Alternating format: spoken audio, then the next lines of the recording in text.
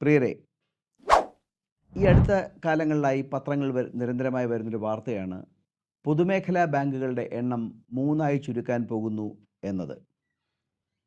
ഇത്തരുണത്തിൽ ഇന്ത്യയുടെ ബാങ്കിംഗ് ചരിത്രം അവലോകനം ചെയ്യുക എന്നതാണ് ഈ വീഡിയോ കൊണ്ട് ഉദ്ദേശിക്കുന്നത്.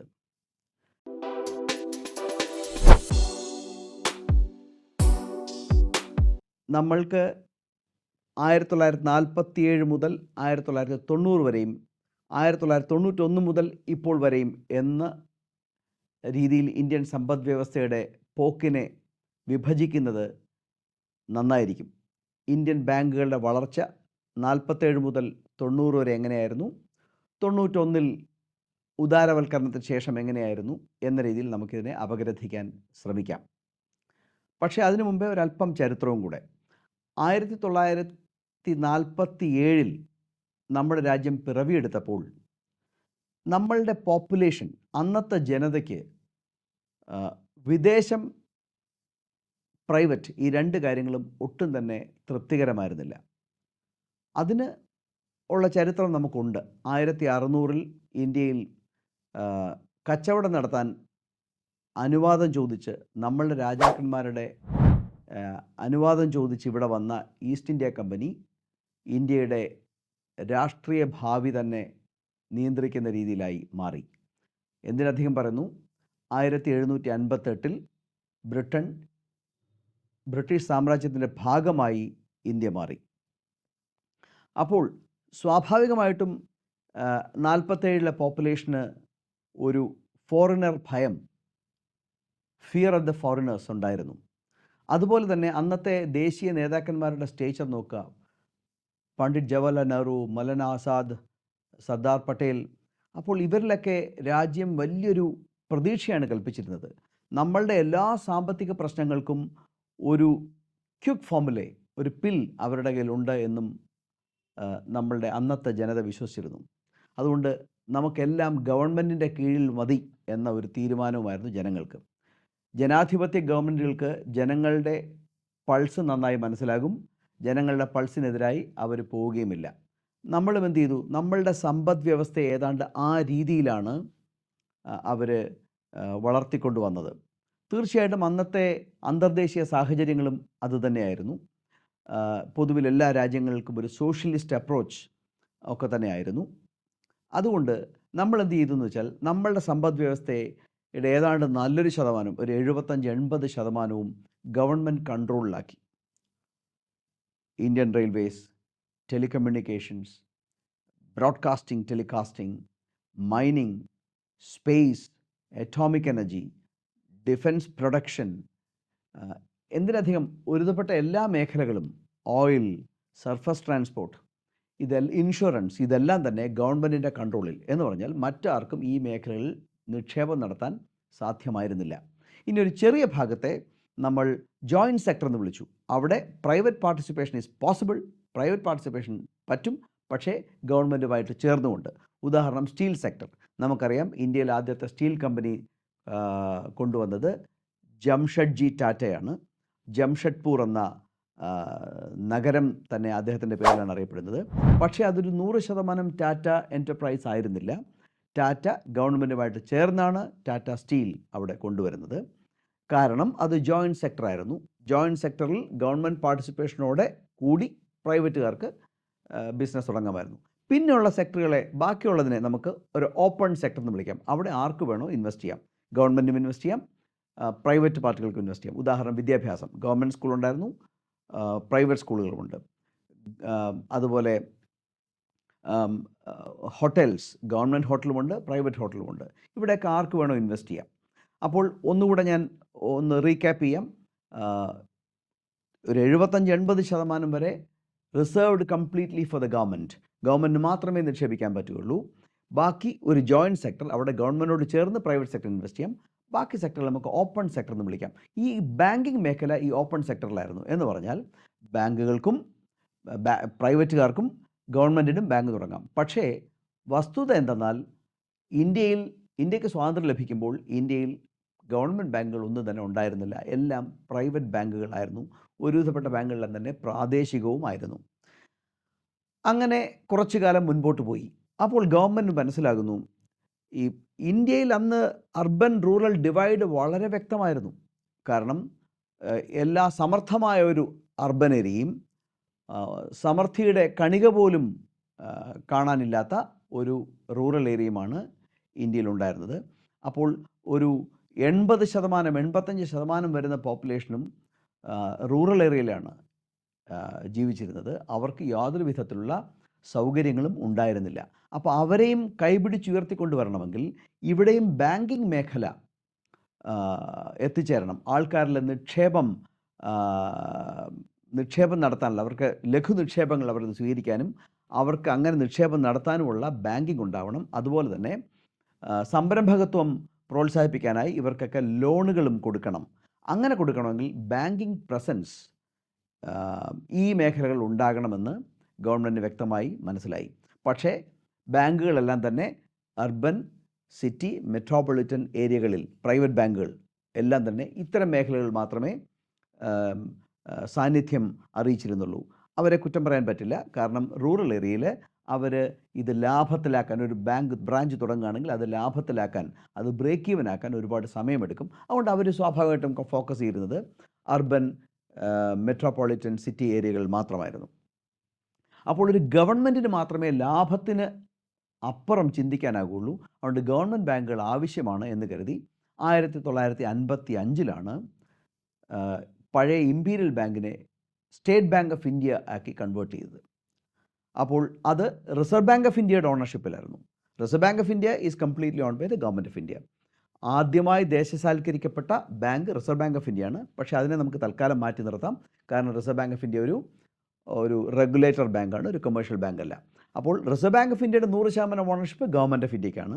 അങ്ങനെയുള്ള റിസർവ് ബാങ്ക് ഓഫ് ഇന്ത്യയെ കൊണ്ടാണ് സ്റ്റേറ്റ് ബാങ്ക് ഓഫ് ഇന്ത്യയെ വാങ്ങിച്ചത്. അതായത് ഇമ്പീരിയൽ ബാങ്കിൽ നിന്ന് സ്റ്റേറ്റ് ബാങ്ക് ഓഫ് ഇന്ത്യയായിട്ട് കൺവേർട്ട് ചെയ്തപ്പോൾ ഓണർഷിപ്പ് RBIക്ക് പോയി. ഒരു പ്രിപ്പോണ്ടറൻ്റ് ഓണർഷിപ്പ്, നല്ലൊരു ശതമാനം ഓണർഷിപ്പും റിസർവ് ബാങ്കിനായിരുന്നു. കുറച്ച് ശതമാനം ഷെയറുകൾ പൊതുജനങ്ങളുടെ കയ്യിലും ഉണ്ടായിരുന്നു. അപ്പോൾ ഇതിനെ പബ്ലിക് സെക്ടർ ബാങ്ക് എന്നാണ് വിളിക്കുന്നത്. അതായത് മെജോറിറ്റി ഓണർഷിപ്പ് ഗവൺമെൻറ്റിൻ്റെ കയ്യിലാണ്. Public means the government. അപ്പോൾ അതിനെ നാഷണലൈസ്ഡ് എന്ന് വിളിക്കാൻ പറ്റില്ല. കാരണം 100% ഓണർഷിപ്പ് ഗവൺമെൻറ്റിലായിരുന്നില്ല. അങ്ങനെ കുറച്ചു കാലം മുൻപോട്ട് പോയി. അപ്പോഴാണ് ഒരു സ്റ്റേറ്റ് ബാങ്ക് ഓഫ് ഇന്ത്യക്ക് ഇന്ത്യ പോലൊരു മഹാരാജ്യത്തിലേക്ക് എത്തിച്ചേരാൻ ബുദ്ധിമുട്ടാണെന്ന് മനസ്സിലാക്കിയിട്ട് വീണ്ടും ഏർസ്റ്റ്വൈൽ പ്രിൻസ്ലി സ്റ്റേറ്റ്സ്, അതായത് രാജഭരണത്തിൽ ബ്രിട്ടീഷുകാർ രാജാക്കന്മാരിലൂടെ ഭരിച്ചിരുന്ന ഇന്ത്യൻ പ്രവിശ്യകളെയാണ് പ്രിൻസ്ലി സ്റ്റേറ്റ്സ് എന്ന് വിളിക്കുന്നത്. ഈ പ്രിൻസ്ലി സ്റ്റേറ്റ്സുകളുണ്ടായിരുന്ന ബാങ്കുകളെ സ്റ്റേറ്റ് ബാങ്ക് ഓഫ് ഇന്ത്യയെ കൊണ്ടും RBI കൊണ്ടും വാങ്ങിപ്പിച്ചു. അതിനെയാണ് നമ്മൾ അസോസിയേറ്റ് ബാങ്ക്സ്, ആദ്യം സബ്സിഡിയറി ബാങ്ക്സ് ആണ് വിളിച്ചിരുന്നത്. പിന്നെ അതിനെ സ്റ്റേറ്റ് ബാങ്ക് ഓഫ് ഇന്ത്യയുടെ അസോസിയേറ്റ് ബാങ്കുകൾ എന്ന് വിളിച്ചു.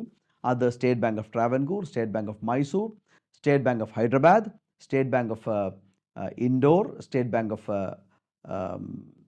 Saurashtra, state bank of Patiala, state bank of Bikaner Jaipur. ഇങ്ങനെ 7 ബാങ്കുകൾ നമ്മളുടെ അസോസിയേറ്റ് ബാങ്കുകളായി മാറി. അപ്പോൾ state bank of India 7 associate ബാങ്കുകൾ, ഇവരെ ചേർത്താണ് പബ്ലിക് സെക്ടർ ബാങ്കുകൾ എന്ന് വിളിച്ചുകൊണ്ടിരുന്നത്.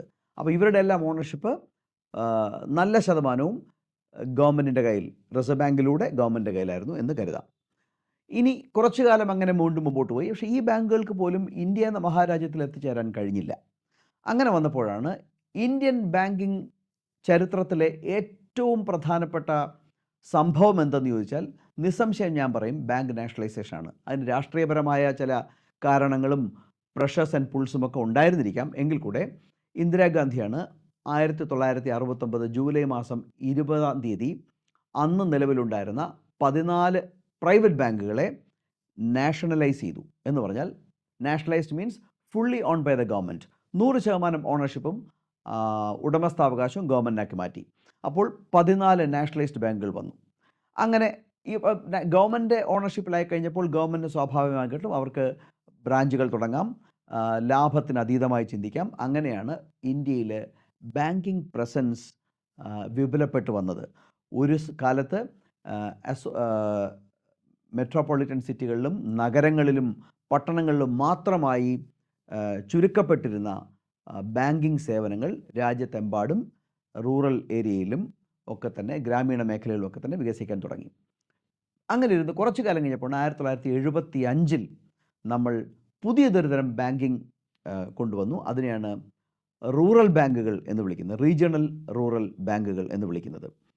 അത് ഇങ്ങനെയാണ്: 50% കേന്ദ്ര ഗവൺമെൻറ്റിൻ്റെ ഓണർഷിപ്പ്, 35% ഒരു സ്പോൺസേഡ് ബാങ്ക്, ഒരു പൊതുമേഖലാ ബാങ്കിൻ്റെ, ഒരു നാഷണലൈസ്ഡ് ബാങ്കിൻ്റെ ഓണർഷിപ്പ്, 15% സംസ്ഥാന ഗവൺമെൻറ് ഓണർഷിപ്പ്. അപ്പോൾ 50, 35, 15 ഇങ്ങനെയായിരുന്നു എൻ്റെ ക്യാപിറ്റൽ, മൂലധനത്തിൻ്റെ കോൺട്രിബ്യൂഷൻ. അങ്ങനെ റൂറൽ ബാങ്കുകൾക്ക് അതാത് ഗ്രാമീണ മേഖലയിൽ മാത്രമേ പ്രവർത്തിക്കാൻ അനുവാദമുണ്ടായിരുന്നുള്ളൂ. കേരളത്തിൽ തന്നെ നോർത്ത് മലബാർ ഗ്രാമീൺ ബാങ്കും സൗത്ത് മലബാർ ഗ്രാമീൺ ബാങ്കും ഉണ്ടായിരുന്നു. അതിൽ ഒരു ബാങ്കിൻ്റെ സ്പോൺസർ ബാങ്ക് കനറ ബാങ്കും മറ്റ് ബാങ്കിൻ്റെ സ്പോൺസർ ബാങ്ക് സിൻഡിക്കേറ്റ് ബാങ്കുമായിരുന്നു.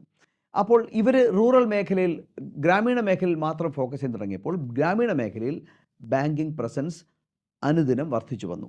അപ്പോൾ ഗ്രാമീണ മേഖലയിൽ താമസിക്കുന്നവർക്കും അവരുടെ നിക്ഷേപങ്ങൾ കൊണ്ടിടാനും അവർക്ക് ലോണുകൾ എടുക്കാനുമൊക്കെ ഉള്ള ഒരു പ്രസ്ഥാനങ്ങൾ അവർക്ക് തൊട്ടടുത്ത് തന്നെ ഉണ്ടായി.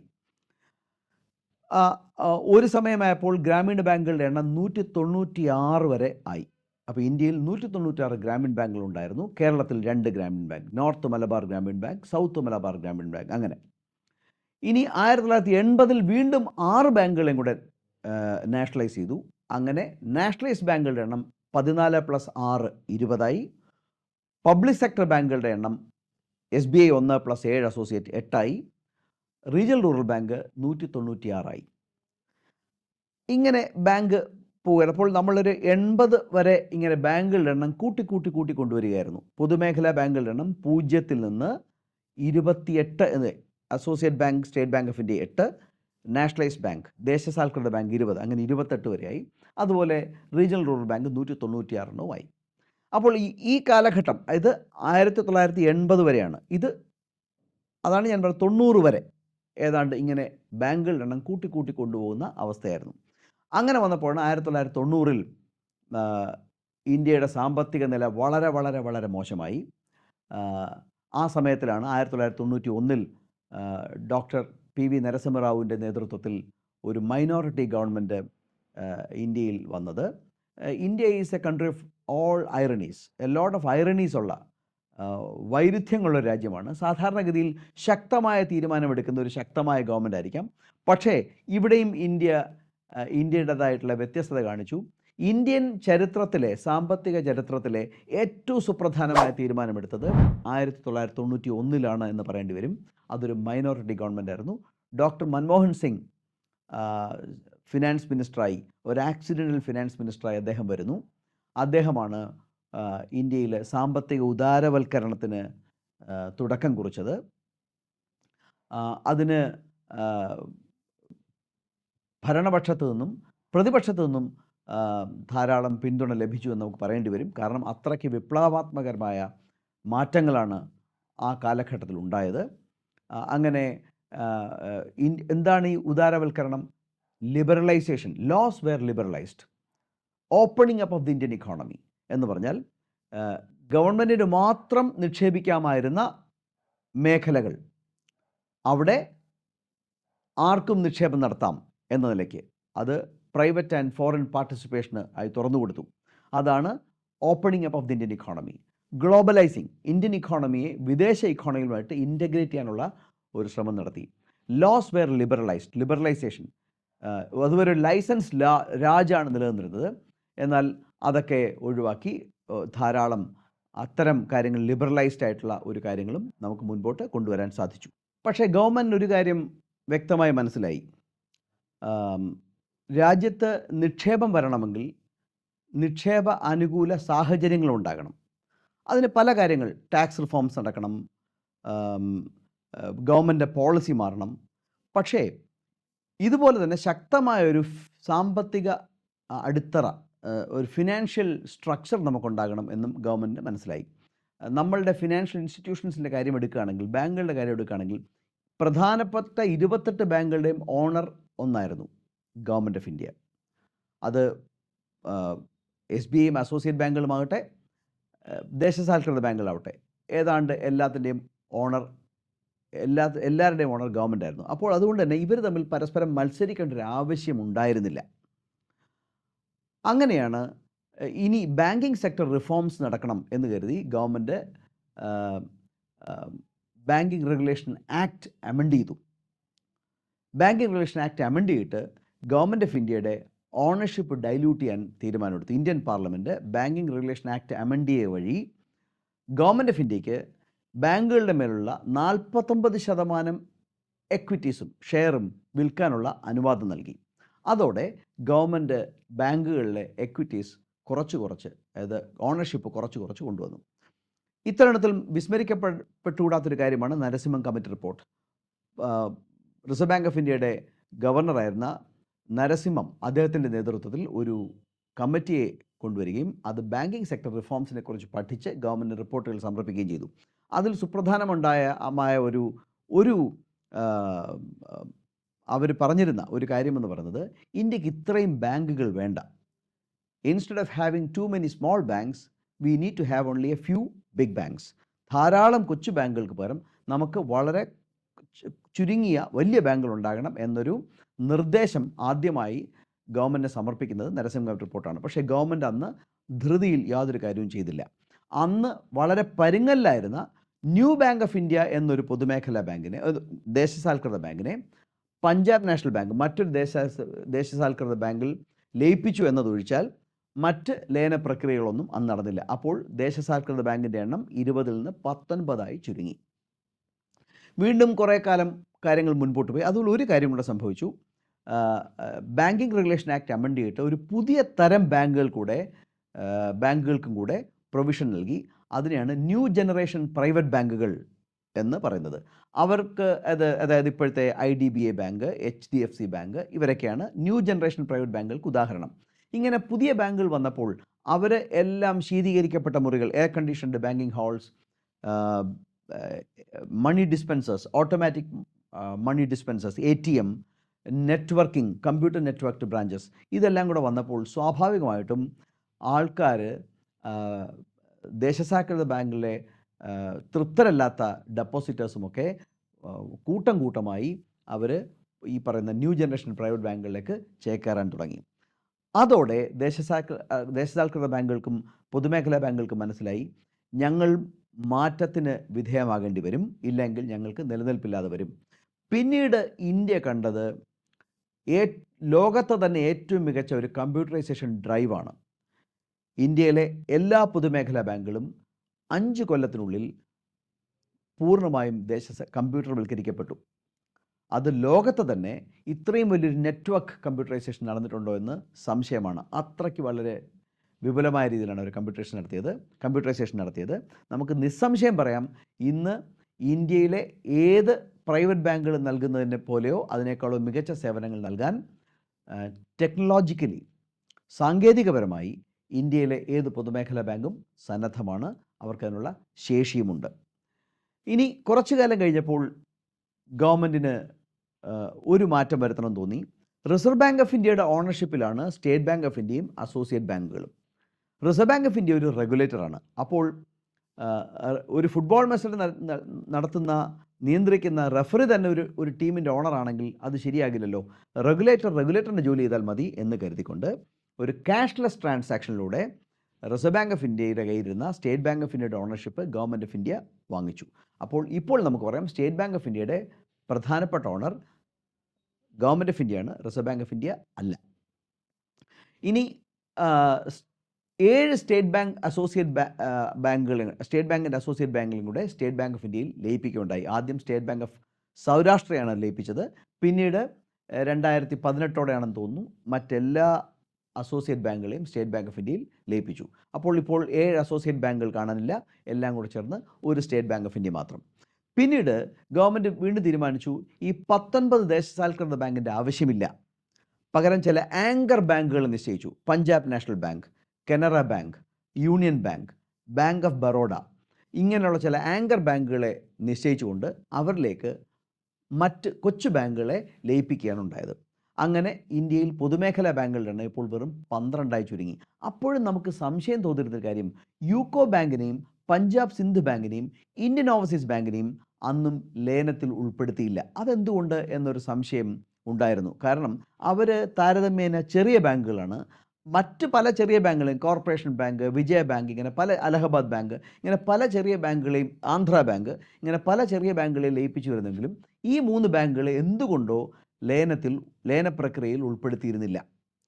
ഇപ്പോൾ വരുന്ന ഒരു വാർത്ത എന്ന് പറയുന്നത് 12 പൊതുമേഖലാ ബാങ്കുകളെ ഇല്ലാതാക്കിക്കൊണ്ട് അതിൽ 3 പേരെ മാത്രം നിലനിർത്തുന്നു. അതായത് state bank of India, Punjab national bank, Canara bank, ഇങ്ങനെ 3 ബാങ്കുകളെ മാത്രം നിലനിർത്തിക്കൊണ്ട് മറ്റ് ബാങ്കുകളെ ഇതിലേക്ക് ലയിപ്പിക്കാനുള്ള ഒരു തീരുമാനം ഇന്ത്യയുടെ